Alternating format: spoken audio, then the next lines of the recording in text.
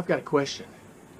If a tree falls in the woods and no one is there, will anyone hear it? Did I mess that up?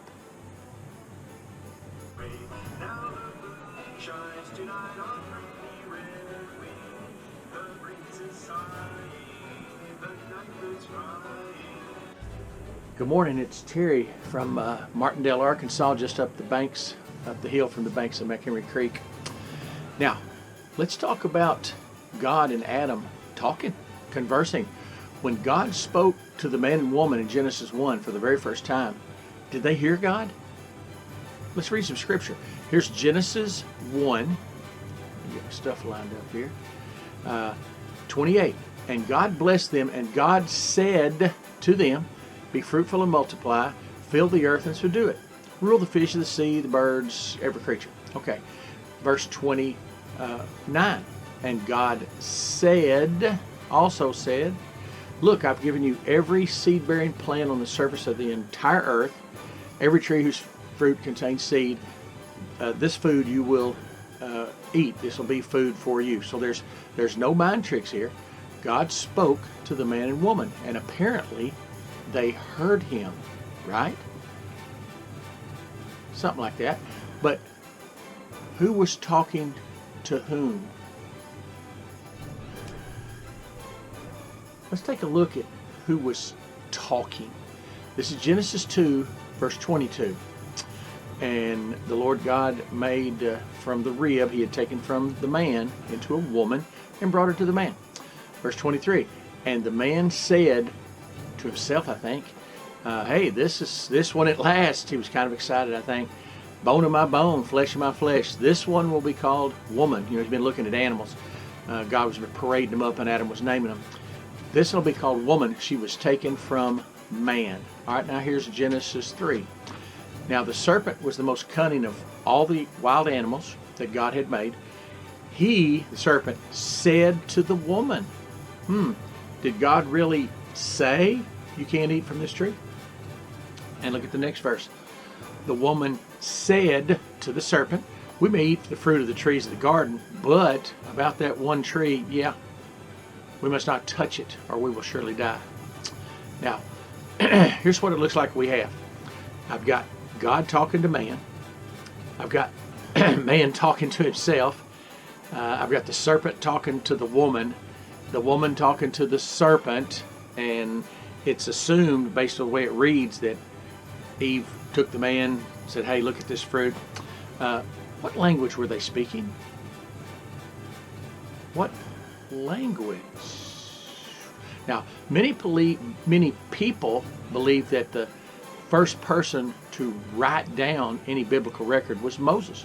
Exodus 34:27 says, it's apparently God saying to Moses, write down these words, for in accordance with these words I have made covenant with you and with Israel. And what language did Moses use? He wrote in his native language, right? It was Hebrew, I think. I'm pretty sure. Yeah, this was the first 5 books in the Bible. We attribute that to Moses. It's not even 100% sure about that. He was involved and may not have written it all. But was it the first written words? Genesis, Exodus, Leviticus, first 5 books. Was that the first written word? Remember, I've told you in some of our other studies, Joshua 10:13 says, and this is Joshua talking, and the sun stood still and the moon stayed, and that the people had avenged themselves upon their enemies. Is not this written in the book of Jasher? So the sun stood still in the midst of heaven and hasted not to go down about the whole day. Who wrote the book of Jasher? Here's 2 Samuel 1:18. Also, he bade them teach the children of Judah the use of the bow. Behold, it is written in the book of Jasher. Samuel, Joshua, if they recognize the book of Jasher, how can I reject it? Just because it's not in the 66 books of the Bible, that doesn't mean it's not real and not usable. It doesn't mean that at all. It can't. I've got evidence right here from these Old Testament heroes. But was the book of Jasher the first written book? When was it written? Probably before the books of Moses. It kind of leans that way. And again, if these guys here, Joshua, Samuel, counted as inspired, hey, they wouldn't have used it if they didn't. But was it written in a book? And when was Jasher written? Was it before or after the Tower of Babel incident? What language was Jasher written in, and who wrote it? Selah.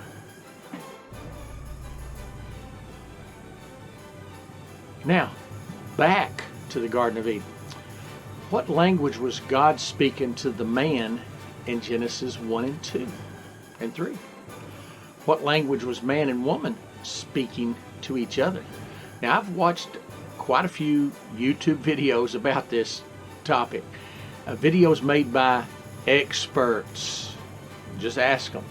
And some of these are old Hebrew rabbis. And they seem to proclaim themselves as experts, but the problem is even they don't agree. Okay, here's the three possibilities to come up with by watching all these experts. Okay, number one, God was speaking to Adam in a spiritual language. Okay, this may have been the original language that went away when Adam and Eve were expelled from the garden. If so, what new language began at that point? The original language may have carried on until the Babel incident. We'll talk about that a little more in a few minutes. Number three, God was speaking what is now called original Hebrew. Some even say that. I can't be sure what that original language between God and the first man and woman was called. I can speculate what language Adam and Eve spoke to each other and to their children. Hey, I'm as much of an expert as some of these other experts that disagree with each other, but I'm going to use logic. I'm not sure if that's the right way to do it, but let's try it, okay? Here's some history for you. Abraham Lincoln was president in 1861. On November 4th, 1862, he wrote a letter to the Secretary of War, Edwin M. Stanton. This was during the early stages of the war, of course. He mentioned that there were no Jews on his cabinet. He appointed a fellow named Shimi Moise Levi, well, I guessed at that, to be an assistant quartermaster with the rank of captain. Lincoln intentionally appointed a Hebrew to his cabinet. So I got a few facts for you. I think I got 4. And these are Terry's facts. So, Terry's fact number 1. Lincoln was named after Abraham in the Bible. Fact number 2. Abram, was the first person to be referred to as a Hebrew. I think the Bible backs that up. And Terry's fact number 3. The language from Adam to Seth and on down until the Babel incident was not Hebrew. The Bible proves that. Number 4, Terry's fact number 4.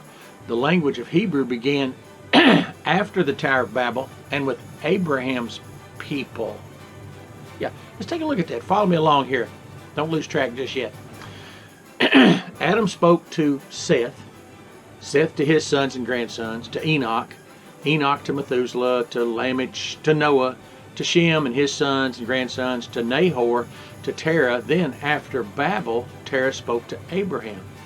So I'm thinking the original language there that at Babel, and they were scattered at that point, God confused them, but confused the languages, that is. But Terah was speaking the original, and then he was there at Babel, and now he's speaking his language after the scattering. So who was Abraham? His son, Terah's son?